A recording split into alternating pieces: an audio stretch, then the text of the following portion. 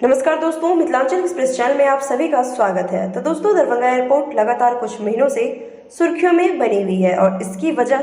Flight का नियमित रूप से संचालन न हो पाना और कई भी कारण सुर्खियों में रहने की बने हुए हैं। लेकिन अगर देखें तो फिलहाल दरभंगा एयरपोर्ट पर दो मुद्दा भी है जो कि सबसे ज्यादा चर्चित और अखबारों की हेडलाइन बनी हुई है, जिसमें सबसे पहला आता है मौसम की बेरुखी के कारण लगातार फ्लाइट कैंसिल और दूसरे नंबर पे दरभंगा एयरपोर्ट पर बदलाव।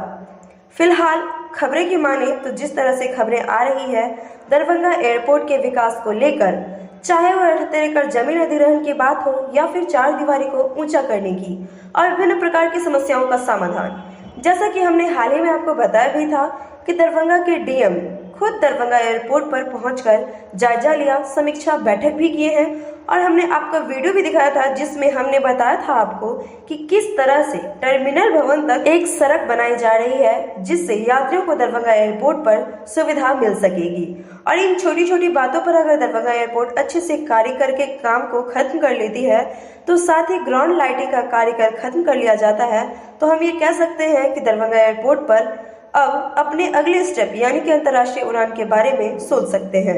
तो दोस्तों, देखने वाली बात यहाँ पे ये होगी कि दरभंगा एयरपोर्ट पर इन कार्यों को कब तक खत्म किया जाता है और वही हम आपको बता दें कि जुलाई के आखिरी महीने तक अपडेट किया गया है। तो दोस्तों, इस बारे में आपकी क्या राय है, आप अपनी राय जरूर दें। साथ ही बताएं आप जो भी अगर अंतर्राष्ट्रीय एयरपोर्ट बनती है तो इसको लेकर आप कितने उत्साहित हैं कि नहीं है, ये इस बारे में कमेंट करके आप हमारे साथ जानकारी साझा कर सकते हैं। शुक्रिया।